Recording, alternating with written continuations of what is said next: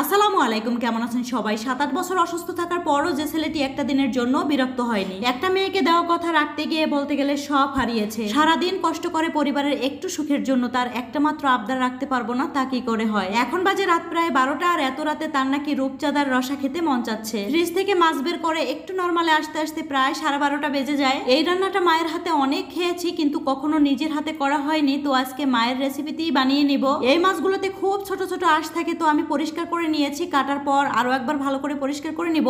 যদিও সামুদ্রিক মাছের মধ্যে তেমন একটা ময়লা থাকে না। জামাইয়ের অফিস আর বাসা কাছাকাছি হওয়াতে মধ্যরাতে রান্না বলতে গেলে ভুলেই গিয়েছি। সারাদিন রান্না করার পর রাতে জামাই বাসায় এসে যদি বলে কোনো কিছুই খেতে ভালো লাগে না, এমনিতেও অনেক বেশি মন খারাপ হয়ে যায়। যাই হোক, মাছগুলো কাটা হয়ে গেছে, এবার লবণ দিয়ে ভালো করে পরিষ্কার করে নিব। আমি হালকা কুসুম গরম পানি দিয়ে পরিষ্কার করে নিচ্ছি। মাছ মাংস যত ভালোভাবে পরিষ্কার করা হয় ততই নাকি খেতে ভালো লাগে। আর যদি হয় বাটা মশলা, তাহলে তো কোনো কথাই নাই। রান্নার জন্য সবকিছু গুছিয়ে নিচ্ছি আর ভাবতেছি জামাই আবার ঘুমিয়ে না পড়ে। এমনিতেও সকালবেলা বাইরে নাস্তা করে আর দুপুরবেলা মাঝে মধ্যে আসে, আবার আসে না, কিন্তু রাতে যদি না খেয়ে থাকে নিজের কাছে অনেক খারাপ লাগবে। ভাগ্যটা এতটাই ভালো যে মা বাবা দুইজনেই সজাগ ছিল। যদিও এই মাছ আমি আগে কখনোই রান্না করি নাই, সম্পূর্ণ মায়ের রেসিপিতেই রান্না করব।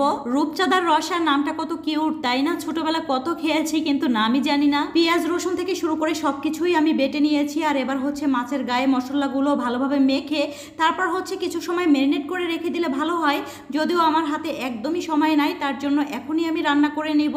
সম্পূর্ণ রান্নাটাই আমি সরিষার তেলের মধ্যে করে নিব, যেহেতু আমি এখন বর্তমানে তেল মশলা এই জাতীয় খাবার একটু কম খাওয়ার চেষ্টা করি। আর আপনাদের ভাইয়া সে তো একা খাবে না, আমি একটু বেশি করেই রান্না করার চেষ্টা করতেছি, যেন আগামীকাল দুপুরবেলা পর্যন্ত আমাদের হয়ে যায়। মাছগুলো বেশি করে ভাজা যাবে না, অল্প ভেজে উপর থেকে মশলাগুলো ছড়িয়ে দিয়েছি। সাধারণত এই মাছগুলো ফ্রাই করেই খাওয়া হয়, কিন্তু এই রান্নাটাকে রূপচাঁদার রসা এজন্যই বলা হয়, মাখা মাখা ঝোল থাকবে। মা যেভাবে বলেছে ঠিক ওইভাবেই আমি রান্না করে নিয়েছি। তো রান্নাটা কেমন হয়েছে অবশ্যই বলবেন। তো রাতে এগুলো দিয়েই আপনাদের ভাইয়া অল্প কিছু ভাত খেয়েছিল। সকালবেলা ঘুম থেকে উঠে নাস্তা না করেই চলে গেছে, আমি ডিম খেয়ে নিয়েছি। অন্যদিকে মা আর বাবা মাছ দিয়ে ভাত খেয়েছে। এই মিষ্টি কুমড়া রান্নাটা আমার মায়ের হাতে অনেক বেশি ভালো লাগে। এটা সবসময় মা চিংড়ি মাছ দিয়ে রান্না করে। আজকে দুপুরবেলা মা রান্না করবে। বিয়ের আগে মাকে তো কোনো কাজেই সাহায্য করতাম না, আর এখন মন চায় মায়ের সব কাজগুলোতে একটু মাকে সাহায্য করি। ওই দিনগুলোর কথা মনে পড়লে এখনো অনেক বেশি খারাপ লাগে। আমি তো কখনো রান্নাই করতাম না, কিন্তু হঠাৎ করে আমার মা অসুস্থ হয়ে যায়, আর তখন থেকেই আমি একটু একটু করে রান্না শিখি। আমি জানি অনেক আপুরাই আমার চেয়ে অনেক ভালো রান্না করতে পারেন, তবে আমি যতটুকু পারি এতটুকুই আপনাদের সাথে শেয়ার করার চেষ্টা করি। এই রান্নাটার মধ্যে কোনো ঝোল থাকবে না, আর আজকে মা একটু ব্যস্ততার কারণে মশলা বেটেও রান্না করতে পারে নাই। তারপরও মা যা রান্না করে ওইটাই খেতে কেন জানি অনেক বেশি ভালো লাগে।